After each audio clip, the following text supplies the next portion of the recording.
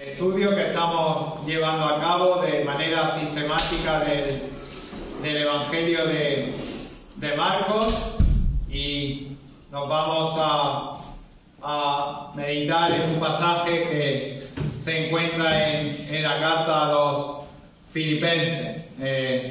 Esta semana iba a tener la predicación otro hermano y al final no ha podido venir, entonces vamos a estar como decía, en Filipenses capítulo 1, los versículos del 27 al 30. Filipenses 1, del 27 al 30. Vamos a esperar a que se abra.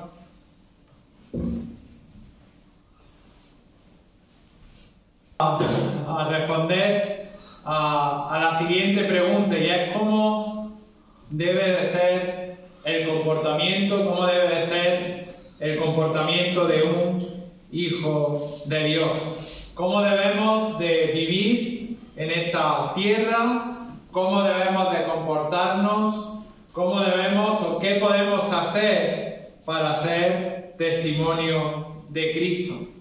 Y cada uno de nosotros, ¿verdad?, lo hemos podido experimentar de una mayor o menor manera, ¿verdad? Cuando yo hablo por mí, cuando mis padres, yo era pequeño, mis padres pues estaban pendientes, ¿verdad?, de mi comportamiento, ansiaban que me comportase de forma correcta, les preocupaba cómo me comportaba cuando estaba con ellos. Y como ellos me decían, aún más si cabe cuando ellos no estaban conmigo. Y ahora que soy yo padre, pues el comportamiento también para nosotros es muy importante, tanto de Matías y de Olimpia, aunque nos dejan siempre, como veis en la iglesia, en mal lugar, pero es cierto que estamos preocupados por cómo es su comportamiento, y buscamos que dentro de su pecado y dentro de que son niños, pues que este sea conforme a la palabra de Dios. Pero al igual que lo intenta la mayor parte de la sociedad desde un punto de vista moral, y nosotros como padres cristianos, Dios en su palabra nos enseña cómo debemos de comportarnos como creyentes. Y no solamente nos enseña a cómo debemos de comportarnos como creyentes, sino que nos da las bases, nos da los pilares, nos da los fundamentos para dicho comportamiento. Dios nos insta a que nuestro comportamiento sea de una manera digna del Evangelio de Cristo. Si realmente queremos ser de testimonio aquí en la tierra, si realmente queremos predicar, si realmente queremos enseñar, si realmente queremos anunciar la palabra, debemos de comportarnos conforme a lo que la palabra de Dios nos enseña. Debemos de tener un comportamiento digno del Evangelio de Cristo.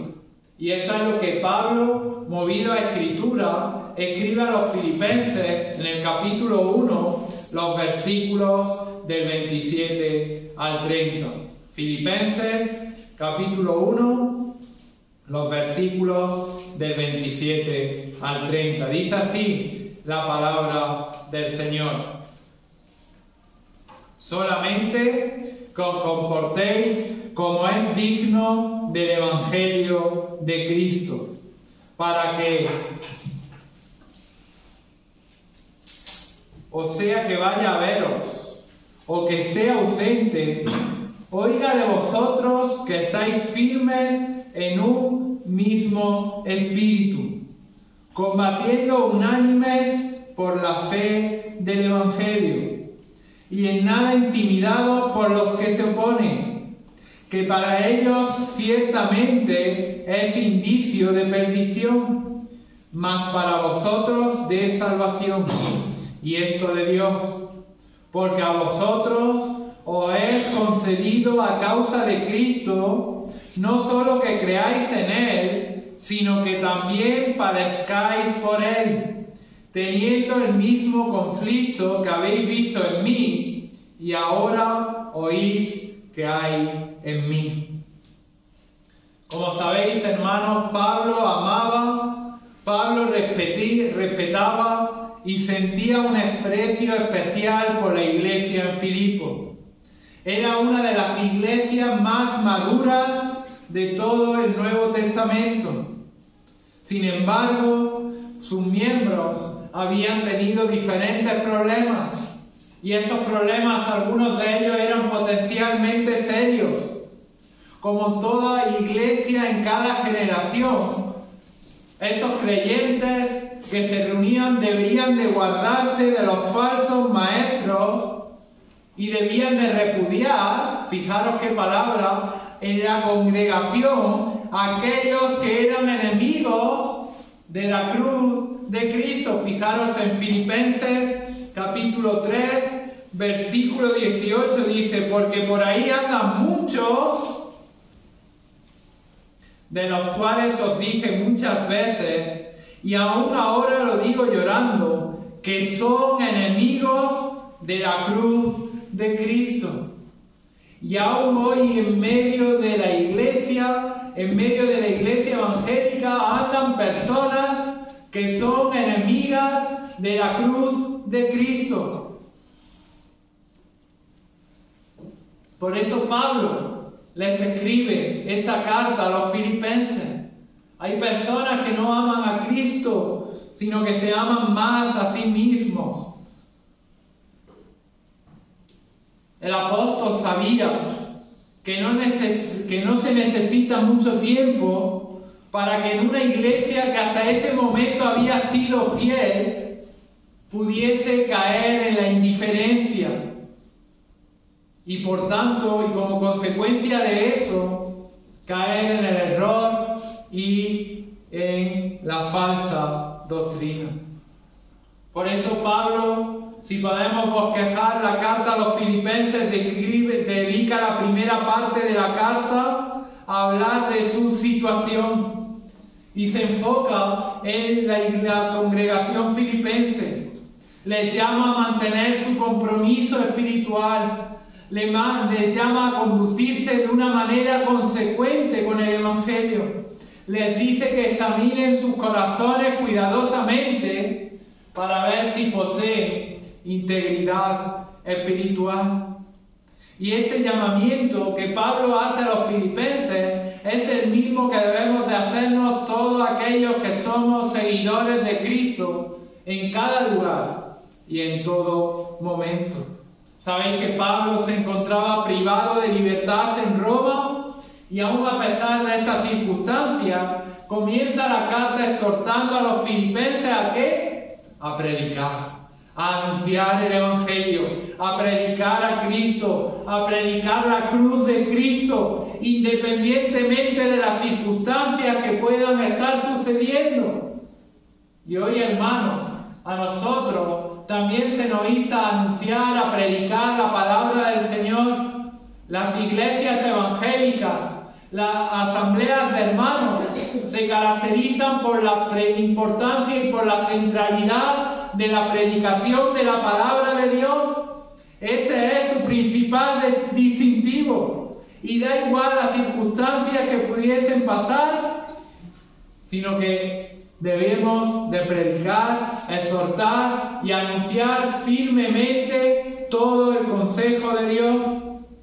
Y además, ese consejo de Dios, esa exhortación, esa predicación, debe de estar acompañada de un comportamiento que debe de estar íntimamente relacionado con aquello que estaban proclamando.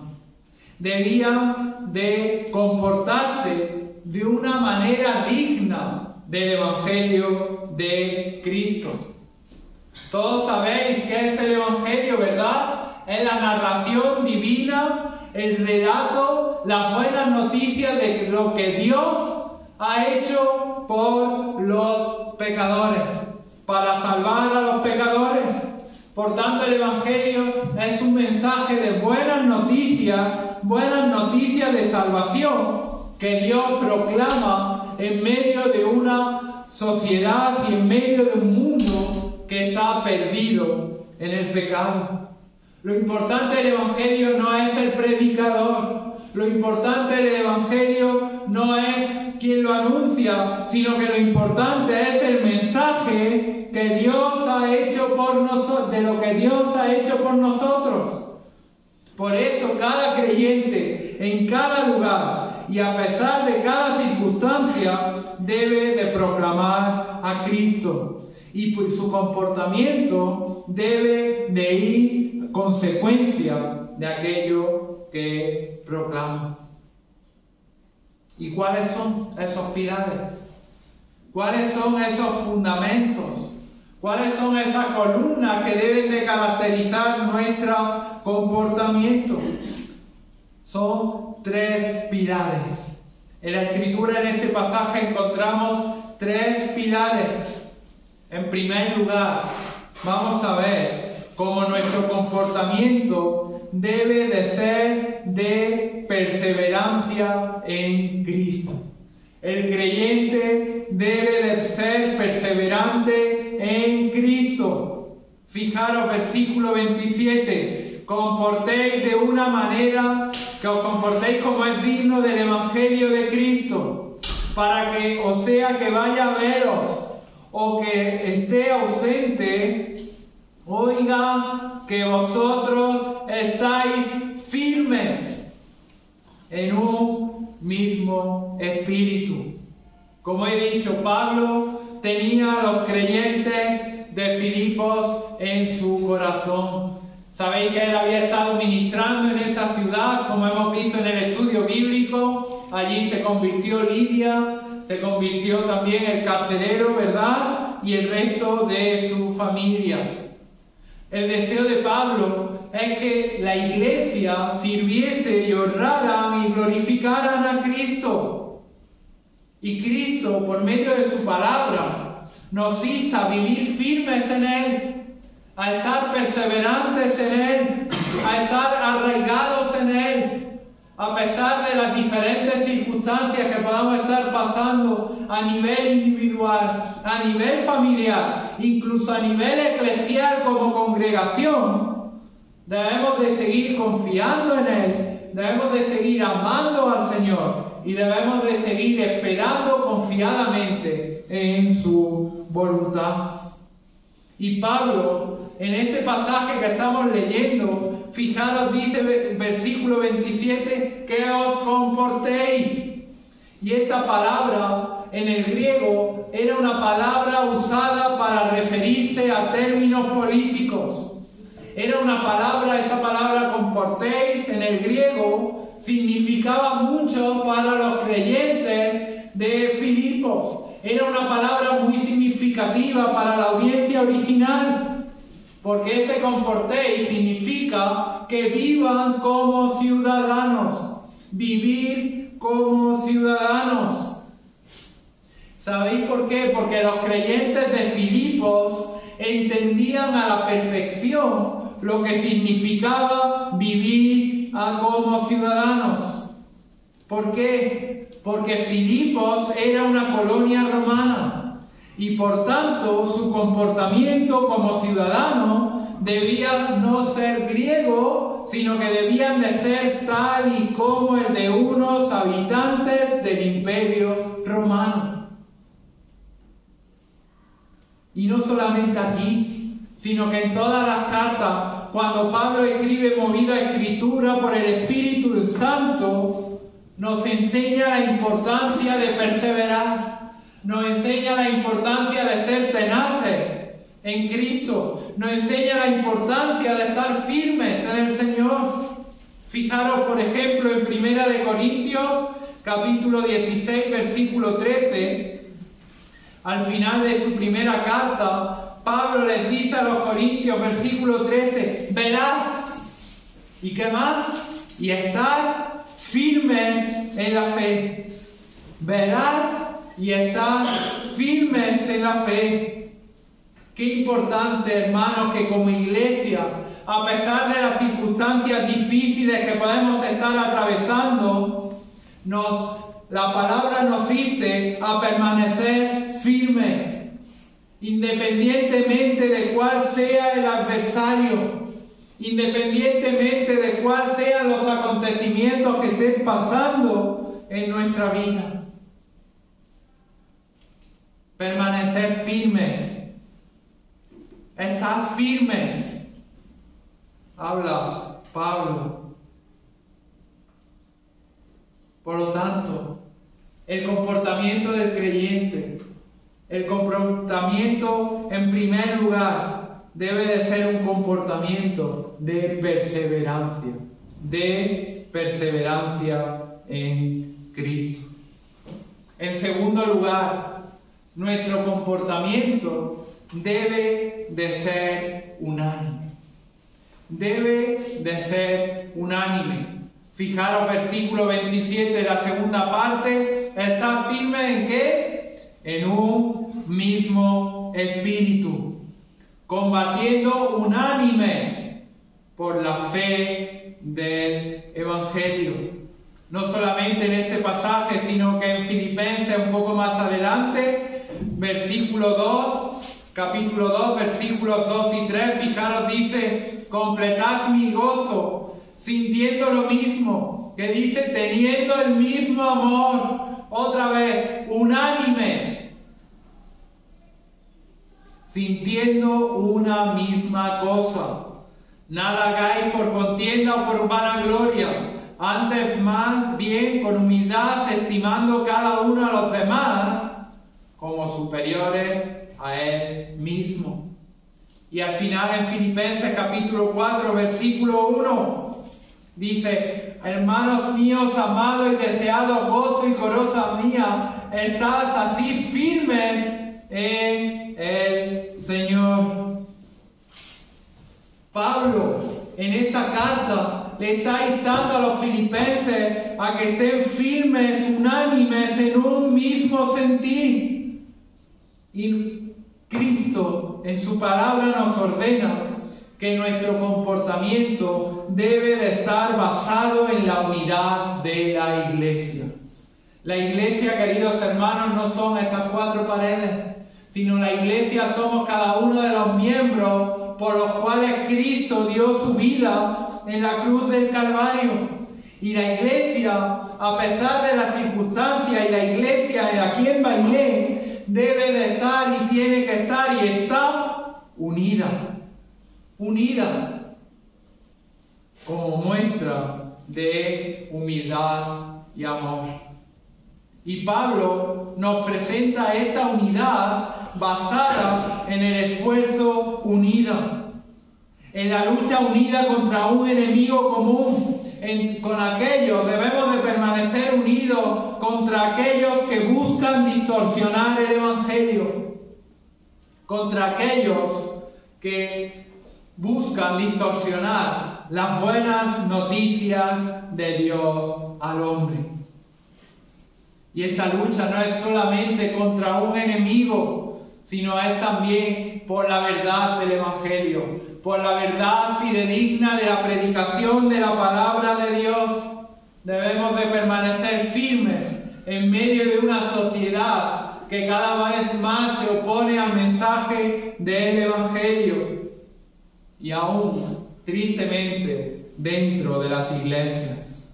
El interés de Pablo en este pasaje no es únicamente el rechazar los ataques, sino que también debemos de divulgar la gloriosa verdad redentora de Dios centrada en Cristo y la salvación en Él. Y para ello debemos de tener un deseo por la palabra de Dios. Nuestro deseo, nuestra unanimidad debe de estar en torno a la palabra de Dios, para que esa unanimidad nos lleve a anunciar las buenas nuevas del Evangelio y que las personas, en la voluntad del Señor, puedan llegar al conocimiento de la verdad. La única manera de estar unidos como iglesia. Porque si ahora yo preguntase nuestros gustos, cada uno de nosotros diríamos un color diferente, un equipo de fútbol diferente, una comida diferente, un coche diferente, pero la única forma de conseguir esta unidad es por medio de la palabra. La palabra nos ayuda a estar unánimes. La palabra inspirada por Dios, que no tiene error, que no induce al error, que es nuestra autoridad, es la que nos hace estar unánimes. Y solamente vamos a tener un comportamiento unánime y por tanto un comportamiento digno del Evangelio cuando como iglesia estamos unidos en la palabra de Dios, como cuando matrimonio estamos unidos en la palabra de Dios, porque consideramos la palabra de Dios la única verdad, siendo la palabra de Dios nuestra máxima autoridad, y por tanto esa bisagra, ese sello, esa unión que nada ni nadie la puede cuestionar.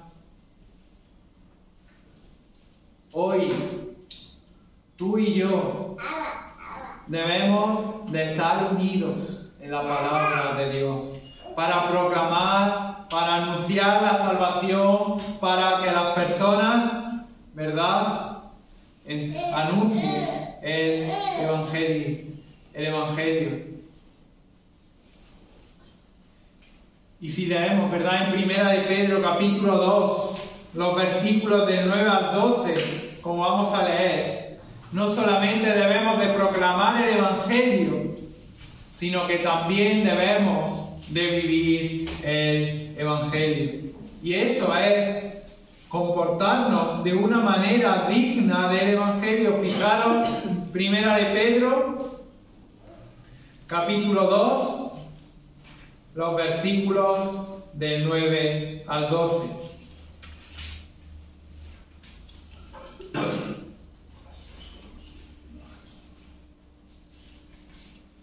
Dice así la palabra del Señor, versículo 9 de Primera de Pedro 2. Mas vosotros sois linaje escogido, real sacerdocio, nación santa, pueblo adquirido por Dios, para que anunciéis las virtudes de aquel que os llamó de las tinieblas a su luz admirable.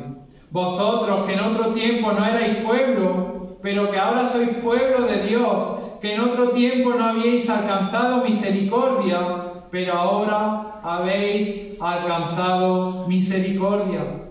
Amados, yo os ruego como a extranjeros y peregrinos que os abstengáis de los deseos carnales que batallan contra el alma, manteniendo vuestra buena manera de vivir entre los gentiles, para que los que murmuran de vosotros como de malhechores glorifiquen a Dios en el día de la visitación, al considerar vuestras buenas obras. Fijaros, en primer lugar, a esos creyentes, porque aquí vemos claro cómo se está refiriendo a creyentes. En otro tiempo, versículo 10, que no erais pueblo, pero ahora sois pueblo de Dios, que no habíais alcanzado misericordia, pero ahora habéis alcanzado misericordia. Les ruega, fijaros, que se abstengan de los deseos carnales que batallan contra el alma. Y es importante, fijaros, Pablo utiliza la palabra abstención. Pablo no está exhortando a los lectores a que se separen del mundo, sino que le está diciendo, le está instando a que se abstengan de los deseos pecaminosos y a que cuiden sus propias almas. El alma, como sabéis, es el sitio en el cual el deseo se origina. El deseo en sí no es malo, a menos que lleve al mal. El mal deseo concibe y da luz al pecado, y como bien sabéis, el pecado, siendo consumado, da a luz la muerte. ¿Verdad? Como dice Santiago, capítulo 1, versículo 15. ¿Cuáles son esos deseos pecaminosos? Son aquellos que guerrean contra el alma. Fijaos que Pedro no dice que estos deseos luchan contra el hombre, sino que hacen la guerra contra el alma. Porque el deseo y el objetivo y el propósito es destruir el alma.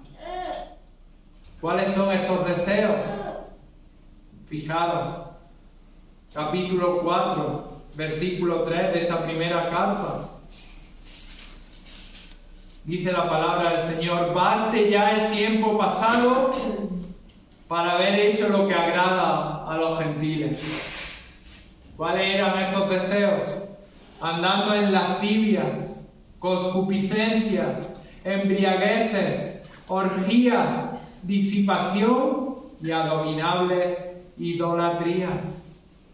Estos deseos dan a la persona una satisfacción física temporal, pero en realidad lo que están librando es una batalla decisiva contra su alma. Sin embargo, el creyente se da cuenta de los peligros de esta guerra y se abstiene de tales deseos. Y en segundo lugar, como hemos leído en el capítulo 2 de Primera de Pedro, el comportamiento cristiano implica abstenerse de los deseos carnales. Y fijaros, versículo 12, la misma idea que Filipenses capítulo 1, versículo 27. Manteniendo vuestra buena manera de vivir entre los gentiles. A través de nuestra conducta, a través de nuestras obras, mostramos, fijaros lo que dice la palabra del Señor, a los incrédulos el camino a Dios. Algunas traducciones lo traducen: mantened una vida ejemplar. Nuestra vida debe de ser nítidamente cristiana, para que podamos animar a otros a seguir nuestro ejemplo. Como decía anteriormente, Dios no nos dice que nos apartemos del mundo, sino que Dios nos llama a ser su pueblo en la sociedad en la que vivimos. Quiere que seamos testimonios vivos de su amor, de su misericordia para con los pecadores. Porque a través de nuestras vidas, Él llama a otros a sí mismo. Nuestra conducta nunca debe de ser piedra de tropiezo para nuestros prójimos incrédulos. Qué duro, ¿verdad? Que alguien no creyente nos viese y dijese: yo no quiero ser como ese. Todo el mundo nos observa en nuestros trabajos, en nuestras comunidades, en nuestras vecindades. Los cristianos vivimos en casas de vidrio, transparentes. Nuestra conducta, nuestras obras, nuestras palabras son evaluadas constantemente. ¿Para qué? Fijaros, lo dice versículo 12, para que los que murmuran de vosotros, es decir, aquellos que están todo el rato pendientes, como de malhechores, fijaros, glorifiquen a Dios en el día de la visitación, al considerar vuestras buenas obras. Debemos de comportarnos de una manera digna del Evangelio. ¿Para qué? Para que nuestro comportamiento sea tan ejemplar que las acusaciones calumniosas, es decir, aquellos que os murmuran como malhechores, es decir, aquellos que nos calumnian, sus acusaciones queden sin fundamento. para que aquellos que nos acusan, sus acusaciones queden sin fundamento. Fijaros el contexto. A mediados del primer siglo, en este tiempo, los cristianos eran una pequeña minoría. Ahora es igual. Frecuentemente eran objeto de calumnia y por tanto eran perseguidos, ¿verdad? Todos conocéis el contexto de Primera de Pedro, cómo eran perseguidos por Nerón. Si se negaban a participar en la adoración al emperador, eran acusados, vivían vidas de sufrimiento y les llevaban a la muerte.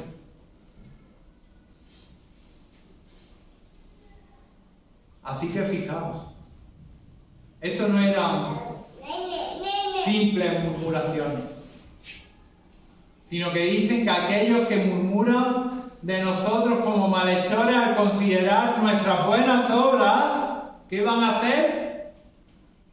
Van a glorificar a Dios. Los no cristianos nos miran con lupa, examinan al límite la conducta de los creyentes y ven cuál es nuestro comportamiento, ven cuál es nuestra forma de actuar y se han acostumbrado a que el creyente fiel y verdadero tenga una conducta ejemplar. No es raro que en nuestros trabajos progresemos muy rápido. ¿Por qué? Por nuestra conducta ejemplar. Pues somos personas coherentes, personas justas. Y es cierto. Fijaros. Y Pedro le indica que esos incrédulos van a glorificar a Dios el día que nos visite. Pedro nos está diciendo que cuando la gracia de Dios visita el corazón de un incrédulo, él mismo responde con fe salvadora y glorifica a Dios porque recuerda el testimonio de los creyentes que ha observado. Pero aquellos que no creen irán al juicio final. Por tanto, en primer lugar debemos de perseverar en el Evangelio. En segundo lugar debemos de estar unánimes, proclamando el Evangelio de Cristo, viviendo de una manera digna. Y en tercer lugar, nuestro comportamiento debe de estar basado en una actitud de valor frente al enemigo. Fijaros de nuevo en nuestro texto de Filipenses capítulo 1, versículo 28, en nada intimidados por los que se oponen, que para ellos ciertamente es indicio de perdición, mas para vosotros de salvación, y esto de Dios. Nuestro comportamiento debe de ser un comportamiento, una actitud de valor. No debemos de temer lo que nos pueda hacer el enemigo, ya sea judío o gentil, como ocurría en ese momento, o sea cualquier enemigo que podamos encontrar hoy. Pablo y nosotros como iglesia y nosotros de forma individual debemos de confiar en la soberanía de Dios. Confiaba en un Dios soberano que todo lo puede y que todo lo controla. Y es que el fracaso de los adversarios y el valor de los creyentes es prueba de que Dios está llevando a cabo su plan en medio de esta sociedad.